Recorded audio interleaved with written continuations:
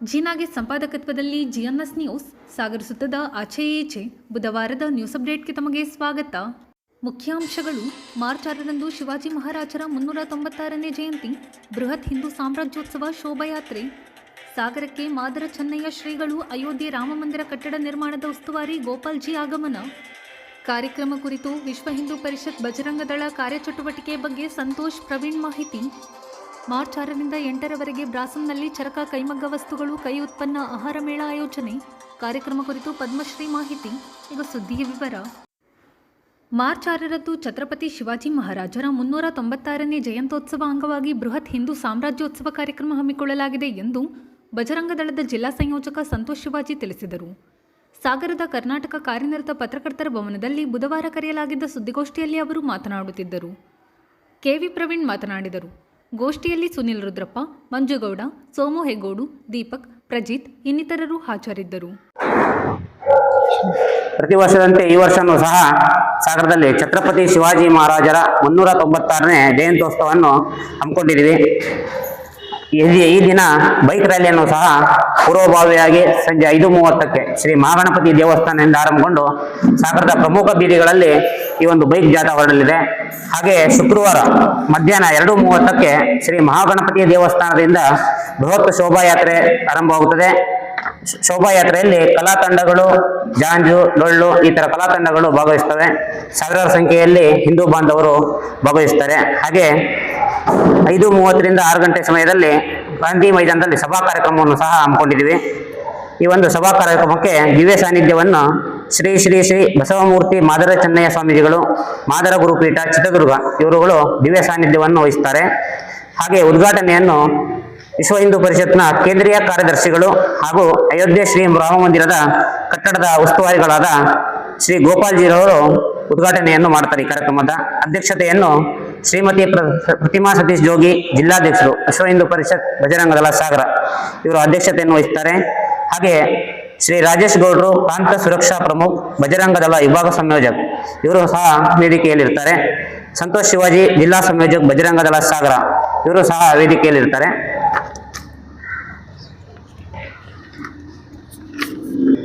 ಒಂದು ವಿಚಾರ ಏನಂದ್ರೆ, ಶಿವಾಜಿ ಮಹಾರಾಜರ ಬಗ್ಗೆ ಈಗಿನ ಹಿಂದೂ ಸಮಾಜಕ್ಕೆ ತಿಳಿಸಬೇಕು ಅನ್ನೋ ಕಾರಣಕ್ಕೆ ಪ್ರತಿ ವರ್ಷ ನಾವು ಈ 10ನೇ ವರ್ಷದ ಛತ್ರಪತಿ ಶಿವಾಜಿ ಜಯಂತಿಯನ್ನು ಸಾಗರದಲ್ಲಿ ಹಮ್ಮಿಕೊಂಡಿದ್ದೀವಿ. ಶಿವಾಜಿ ಮಹಾರಾಜರ ಆದರ್ಶಗಳು ಹಾಗೂ ಅವರ ತಂತ್ರಗಾರಿಕೆ, ಆಡಳಿತ ಈ ಸಮಾಜಕ್ಕೆ, ಈಗಿನ ಯುವಕ ಪೀಳಿಗೆಗೆ ತಲುಪಿಸಬೇಕು ಅನ್ನೋ ಕಾರಣಕ್ಕೆ ಸಾಗರದಲ್ಲಿ ಶಿವಾಜಿ ಮಹಾರಾಜರ ಕಾರ್ಯಕ್ರಮವನ್ನು ಹಮ್ಮಿಕೊಂಡಿದ್ದೀವಿ.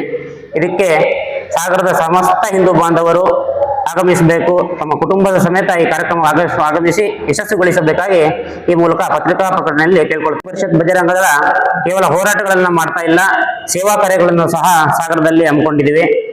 ರಕ್ತದಾನ ಶಿಬಿರ ಆಗಿರ್ಬೋದು, ಯಾವುದೇ ಪರಿಸ್ಥಿತಿಯಲ್ಲಿ ನಮಗೆ ಬಜರಂಗ ದಳ ಕರೆ ಮಾಡಿದಾಗ ತಕ್ಷಣಕ್ಕೆ ನಾವು ರೋಟರಿ ಸಂಸ್ಥೆಗೆ ನಮ್ಮ ಕಾರ್ಯಕರ್ತರನ್ನು ಕಳಿಸಿ ರಕ್ತದಾನ ಮಾಡುವಂತಹ ಕೆಲಸವನ್ನು ಮಾಡ್ತಾ ಇದ್ದೀವಿ. 150ಕ್ಕೂ ಹೆಚ್ಚು ರಕ್ತದಾನವನ್ನು ಈ ಬಾರಿ ನಮ್ಮ ಬಜರಂಗ ದಳ ಕಾರ್ಯಕರ್ತರು ಮಾಡಿರುತ್ತಾರೆ. ಹಾಗೆ ಸೇವಾ ಕಾರ್ಯಗಳಲ್ಲಿ ಪರಿಸರ ದಿನಾಚರಣೆಯನ್ನು ಸಹ ಹಮ್ಮಿಕೊಂಡಿದ್ದೀವಿ. ಸಾಗರದಲ್ಲಿ 150ಕ್ಕೂ ಹೆಚ್ಚು ಗಿಡಗಳನ್ನು ನೆಟ್ಟಿ ಪರಿಸರ ಸಂರಕ್ಷಣೆಯನ್ನು ಸಹ ಮಾಡ್ತಾ ಇದ್ದೀವಿ. ಅದಾಗೆ ಏನು ಶಾಂತಿಯನ್ನ ಕಾಪಾಡುವಂತಹ ನಿಟ್ಟಿನಲ್ಲಿ ಸಾಗರದ ಜೈ ಭುವನೇಶ್ವರ ಯುವಕ ಸಂಘದ ಒಂದು ಘಟನೆ ಆಗಿತ್ತು. ಸಾಗರದಲ್ಲಿ ಉದ್ರಿಕ್ತ ವಾತಾವರಣವಿತ್ತು. ಆದರೆ ಬಜರಂಗ ದಳ ಅಲ್ಲಿ ಶಾಂತ ರೀತಿಯಲ್ಲಿ ವರ್ತಿಸಿ ಸಾಗರದಲ್ಲಿ ನೆಮ್ಮದಿಯನ್ನು ಕಾಪಾಡುವ ನಿಟ್ಟಿನಲ್ಲಿ ಅವತ್ತು ಕೆಲಸ ಮಾಡಿದೆ. ಪೊಲೀಸ್ ಇಲಾಖೆಯ ಮೇಲೆ ನಮಗೆ ಗೌರವ ಇತ್ತು, ಆರೋಪಿಗಳನ್ನ ಹಿಡಿತಾರೆ ಅಂತ ಹೇಳಿ. ಆದರೆ ಪೊಲೀಸ್ ಇಲಾಖೆ ಅದನ್ನ ಮಾಡಿಲ್ಲ ಅಂತ ಹೇಳಲಿಕ್ಕೆ ಇಷ್ಟಪಡ್ತಾ ಇದ್ದೇನೆ. ಹಾಗೆ ಗೋ ಸಂರಕ್ಷಣೆ 150ಕ್ಕೂ ಹೆಚ್ಚು ಗೋವಿನ ಚಿಕಿತ್ಸೆಯನ್ನು ಸಾಗರದಲ್ಲಿ ಮಾಡಿದ್ದೀವಿ.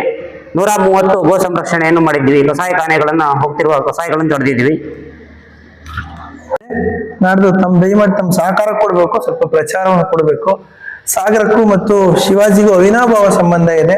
ನಿಮ್ಗೆ ಗೊತ್ತಿರ್ಬೋದು, 1689ರಲ್ಲಿ ಶಿವಾಜಿ ಮಗ ರಾಜಾರಾಮನ ಹತ್ಯೆ ಆದ ನಂತರ, ಸಂಭಾಜಿ ಹತ್ಯೆ ಆದ ನಂತರ ರಾಜಾರಾಮನಿಗೆ ರಕ್ಷಣೆಯನ್ನ ನಮ್ಮ ಕೆಳದಿ ಚೆನ್ನಮ್ಮ ಕೊಟ್ಟು ಇದೇ ಸಾಗರದಲ್ಲಿ ಅಂದ್ರೆ ಕೆಳದಿ ಸಂಸ್ಥಾನ ರಕ್ಷಣೆ ಕೊಟ್ಟ ಫಲವಾಗಿ ನಂತರ ಮತ್ತೆ ಆ ಶಿವಾಜಿಯ ಸಂತಾನ ಮತ್ತು ಶಿವಾಜಿಯ ಈ ಸಾಮ್ರಾಜ್ಯ, ಹಿಂದವಿ ಸಾಮ್ರಾಜ್ಯ ಸ್ಥಾಪನೆ ಆಗ್ಲಿಕ್ಕೆ ಸಾಗರ ಕೂಡ ಒಂದು ಪ್ರಮುಖ ಕಾರಣ. ಹಾಗಾಗಿ ಸಾಗರಕ್ಕೂ ಮತ್ತು ಶಿವಾಜಿ ಜಯಂತಿ ಅವಿನಾಭಾವ ಸಂಬಂಧ ಇದೆ. ಈ ಸಂದರ್ಭದಲ್ಲಿ ಎಲ್ಲ ಹಿಂದೂ ಬಂದವರು ಸಹಕರಿಸಬೇಕು, ಭಾಗವಹಿಸಬೇಕು. ಮತ್ತೆ ಈ ಸಂದರ್ಭದಲ್ಲಿ ಪತ್ರಿಕಾ ಮಾಧ್ಯಮದವರು ತಮ್ಮ ಸುದ್ದಿ ಮಾಡಬೇಕು, ತಾವು ಕೂಡ ಕಾರ್ಯಕ್ರಮ ಉಪಸ್ಥಿತಿ ಇರಬೇಕು ಅಂತ ಕೇಳ್ತಾ ಇದ್ದಾರೆ. ಮಾರ್ಚ್ 6ರಿಂದ 8ರವರೆಗೆ 3 ದಿನಗಳ ಚರಕದ ಕೈಮಗ್ಗ, ಕೈ ಉತ್ಪನ್ನಗಳ ಪ್ರದರ್ಶನ ಮತ್ತು ಮಾರಾಟ, ಆಹಾರ ಮೇಳವನ್ನು ಬ್ರಾಸಂ ಸಭಾಂಗಣದಲ್ಲಿ ಏರ್ಪಡಿಸಿದೆ ಎಂದು ಚರಕ ಮಹಿಳಾ ವಿವಿಧೋದ್ದೇಶ ಕೈಗಾರಿಕಾ ಸಂಘದ ಮಾರಾಟ ವಿಭಾಗದ ಪದ್ಮಶ್ರೀ ತಿಳಿಸಿದರು. ಸಾಗರದ ಕರ್ನಾಟಕ ಕಾರ್ಯನಿರತ ಪತ್ರಕರ್ತರ ಭವನದಲ್ಲಿ ಬುಧವಾರ ಕರೆಯಲಾಗಿದ್ದ ಸುದ್ದಿಗೋಷ್ಠಿಯಲ್ಲಿ ಅವರು ಮಾತನಾಡುತ್ತಿದ್ದರು. ಗೋಷ್ಠಿಯಲ್ಲಿ ಚರಕ ಅಧ್ಯಕ್ಷೆ ಮಹಾಲಕ್ಷ್ಮಿ, ರಮೇಶ್ ಇನ್ನಿತರರು ಹಾಜರಿದ್ದರು. ಎಲ್ರಿಗೂ ನಮಸ್ಕಾರ. ಈ ವಾರದಲ್ಲಿ 2ನೇ ಸತಿ ನಾವು ಚರಕ ಸಂಸ್ಥೆಯವರು ಬರ್ತಾ ಇದ್ದೀವಿ. ಮೊನ್ನೆ ಚರಕ ಉತ್ಸವ ನಡೀತು. ನೀವೆಲ್ಲರೂ ತುಂಬಾ ಚೆನ್ನಾಗಿ ಪತ್ರಿಕೆಗಳಲ್ಲಿ ಅದನ್ನ ಹಾಕಿದ್ರಿ, ಜನ ಬರೋ ಹಾಗೆ ಮಾಡಿದ್ರಿ. ಅಂದ್ರೆ ನಿಮ್ಮಲ್ಲಿ ಕೆಲವರು ಬರ್ಲಿಲ್ಲ, ಅದ್ರ ಬಗ್ಗೆ ಸ್ವಲ್ಪ ಬೇಜಾರಿದೆ. ಆದ್ರೆ ಪತ್ರಿಕೆಯಲ್ಲಿ ಅದನ್ನ ಸುದ್ದಿನ ಕವರ್ ಮಾಡಿದ್ದಕ್ಕೆ ಚರಕ ಸಂಸ್ಥೆ ಪರವಾಗಿ ನಾನು ನಿಮ್ಗೆಲ್ಲರಿಗೂ ಧನ್ಯವಾದಗಳನ್ನ ತಿಳಿಸ್ತೀನಿ. ಹಾಗೆ ನಾವು ನಾಡಿದ್ದು ಶುಕ್ರವಾರದಿಂದ ಅಂದ್ರೆ 6ನೇ ತಾರೀಕಿಂದ 6ರಿಂದ 8ರವರೆಗೆ 3 ದಿನಗಳ ಕಾಲ ಕೈಮಗ್ಗ ಹಾಗೂ ಕೈ ಉತ್ಪನ್ನಗಳ ಪ್ರದರ್ಶನ ಮತ್ತು ಮಾರಾಟ ಮೇಳವನ್ನ ಸಾಗರ ನಗರದ ಬ್ರಾಸಂನಲ್ಲಿ ನಾವು ಹಮ್ಮಿಕೊಂಡಿದ್ದೇವೆ. ಇದು 6ನೇ ತಾರೀಕು ಬೆಳಗ್ಗೆ 10:30ಯಿಂದ ಪ್ರಾರಂಭವಾಗಿ ರಾತ್ರಿ 8:30 ಅಂದ್ರೆ ಪ್ರತಿದಿನನೂ 3 ದಿನನೂ ಆ ಸಮಯದಲ್ಲಿ ನಡೆಯುತ್ತೆ. ಇದಕ್ಕೆ ತಾವೆಲ್ಲರೂ ಬರಬೇಕು. ಹಾಗೆ ನಿಮ್ಮ ಪತ್ರಿಕೆಗಳ ಮೂಲಕ ಗ್ರಾಹಕರು ಬಂದು ಈ ಮೇಳವನ್ನ ಯಶಸ್ವಿ ಮಾಡ್ಕೊಡ್ಬೇಕು ಅಂತ ಕೇಳ್ಕೊತಾ ಇದ್ದೀನಿ. ಹಾಗೆ ಇದರಲ್ಲಿ ಒಟ್ಟು 7ರಿಂದ 8 ಮಳಿಗೆಗಳು ಇದೆ. ಮುಖ್ಯವಾಗಿ ಚರಕದ ಕೈಮಗ್ಗದ ಸಿದ್ಧ ಉಡುಪು, ಬಟ್ಟೆ, ನೈಸರ್ಗಿಕ ಬಣ್ಣದ ಬೆಡ್ ಸ್ಪ್ರೆಡ್, ಜಾಮದಾನಿ, ಈ ತರದ ಚರಕದ ಏನು ವೈವಿಧ್ಯಮಯ ಉಡುಪುಗಳ ಶ್ರೇಣಿ ಇದೆ ಅದಿಷ್ಟು ಅಲ್ಲಿ ಲಭ್ಯ ಆಗ್ತಾ ಇದೆ. ಹಾಗೆ ಗಜೇಂದ್ರಗಢದಿಂದ ನಮ್ಮ ನೇಕಾರರು ಬರ್ತಾ ಇದ್ದಾರೆ. ಅಲ್ಲಿಯ ವಿಶೇಷವಾದ ಸೀರೆಗಳನ್ನ, ಕರ್ನಾಟಕದ ವಿಶೇಷ ಸೀರೆಗಳನ್ನ ತಗೊಂಡ್ ಬರ್ತಾ ಇದ್ದಾರೆ. ಬೆಡ್ ಸ್ಪ್ರೆಡ್ಗಳು, ಈ ರೀತಿ ಎಲ್ಲ ವಿಶೇಷ ವಸ್ತುಗಳನ್ನು ಅವರು ಕೂಡ ತಗೊಂಡ್ ಬರ್ತಾ ಇದ್ದಾರೆ. ಅವ್ರದ್ದೊಂದು ಸ್ಟಾಲ್ ಇರುತ್ತೆ. ಆಮೇಲೆ ಸಿದ್ದಾಪುರದಿಂದ ಒಬ್ರು ಮಹಿಳೆ ಉಲ್ಲನ್ನಿಂದ ತಯಾರಿಸಿರೋ ಗೃಹಾಲಂಕಾರದ ವಸ್ತುಗಳನ್ನು ತರ್ತಾ ಇದ್ದಾರೆ. ಇದ್ರ ಜೊತೆಗೇನೆ ಟೆರ್ರಾಕೋಟ ಅಂದ್ರೆ ಮಣ್ಣಿಂದ ಮಾಡಿರೋ ಆಭರಣಗಳು ಅಥವಾ ಕೈಯಿಂದ ಮಾಡಿರೋ ಆಭರಣಗಳ ಮಳಿಗೆಗಳು ಕೂಡ ಅಲ್ಲಿ ಲಭ್ಯ ಇದೆ. ಹಾಗೆ ಚೇತನ ಸಂಸ್ಥೆಯ ಈ ಬಾಳೆನಾರಿನ ಉತ್ಪನ್ನಗಳನ್ನ ಅವರು ತಗೊಂಡ್ ಬರ್ತಾ ಇದ್ದಾರೆ. ಹಾಗೆ ಬೀಜ ಪಟೋನಿಕಲಸ್ ಅಂತ ಸಿರ್ಸಿಯದ ಇನ್ನೊಂದು ಸಂಸ್ಥೆ, ಅವರು ನೈಸರ್ಗಿಕ ವಸ್ತುಗಳಿಂದ ತಯಾರಿಸಿದ ಸೌಂದರ್ಯ ವರ್ಧಕಗಳನ್ನ, ಸೋಪ್ಗಳನ್ನ ತಗೊಂಡ್ ಬರ್ತಾ ಇದ್ದಾರೆ. ಸೊ ಈ ರೀತಿಯಾಗಿ ಒಂದು 7ರಿಂದ 8 ಮಳಿಗೆಗಳು ಅಲ್ಲಿ ಗ್ರಾಹಕರಿಗೆ ಖರೀದಿಗೆ ಮಾಡಲಿಕ್ಕೆ ಲಭ್ಯ ಇದೆ. ಇದರೊಂದಿಗೆ ತುಂಬಾ ವಿಶೇಷವಾಗಿ ಸಾಗರ ಸುತ್ತಮುತ್ತಲಿನ ಮಲೆನಾಡಿನ ಸಾಂಪ್ರದಾಯಿಕ ತಿನಿಸುಗಳ ಒಂದು ಮೇಳವನ್ನು ಕೂಡ ನಾವು ಇದೇ ಸಂದರ್ಭದಲ್ಲಿ ಇಟ್ಕೊಂಡಿದ್ದೀವಿ.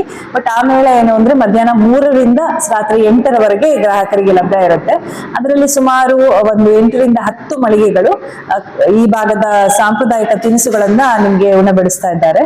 ಸೊ ಇದು ಎಲ್ಲದಕ್ಕೂ ಗ್ರಾಹಕರು ಬರೋ ಹಾಗೆ ನೀವು ಪತ್ರಕರ್ತರು ನಿಮ್ಮ ಪತ್ರಿಕೆಗಳಲ್ಲಿ ಒಂದು ಸ್ವಲ್ಪ ವಿಷಯವನ್ನ ಹಾಕಿ ಮಾಡ್ಬೇಕು ಅಂತ ಕೇಳ್ಕೊತೀನಿ. ಹಾಗೆ ನೀವುಗಳು ಕೂಡ ಎಲ್ಲರೂ ಈ ಇದಕ್ಕೆ ಬರಬೇಕು ಅಂತ ಕೇಳ್ಕೊತಾ ಇದ್ದೀನಿ. 6ನೇ ತಾರೀಕು 10ವರೆಗೆ ಈ ಮೇಳವನ್ನ ಸಾಗರದ ಪ್ರಸಿದ್ಧ ಹಿಂದೂಸ್ತಾನಿ ಗಾಯಕಿ ಶ್ರೀಮತಿ ವಸುಧಾ ಶರ್ಮಾ ಅವರು ಉದ್ಘಾಟನೆ ಮಾಡ್ತಾ ಇದ್ದಾರೆ. ಹಾಗೆ ಆ ಸಮಯದಲ್ಲಿ ಜವಳಿ ಇಲಾಖೆಯ ಶ್ರೀ ಶಿವಲಿಂಗಪ್ಪ ಎನ್ಕಂಬ, ಶಿವಮೊಗ್ಗ ಜವಳಿ ಇಲಾಖೆ ನಿರ್ದೇಶಕರು, ಅವರು ನಮ್ಗೆ ಅತಿಥಿಗಳಾಗಿ ಭಾಗವಹಿಸ್ತಾ ಇದ್ದಾರೆ. ಚರಕ ಸಂಸ್ಥೆಯ ಅಧ್ಯಕ್ಷರಾದ ಶ್ರೀಮತಿ ಮಹಾಲಕ್ಷ್ಮಿ ಅವರು ಸಭೆಯ ಅಧ್ಯಕ್ಷತೆಯನ್ನು ವಹಿಸ್ತಾ ಇದ್ದಾರೆ. ಉದ್ಘಾಟನಾ ಕಾರ್ಯಕ್ರಮಕ್ಕೂ ಕೂಡ ತಾವೆಲ್ಲರೂ ಬರಬೇಕು. ಇದು ಬುಧವಾರದ ಸಮಗ್ರ ಸುದ್ದಿ. ನಿರಂತರ ಸುದ್ದಿಗಾಗಿ ನೋಡ್ತಾ ಇರಿ GNS ನ್ಯೂಸ್. ನಮಸ್ಕಾರ.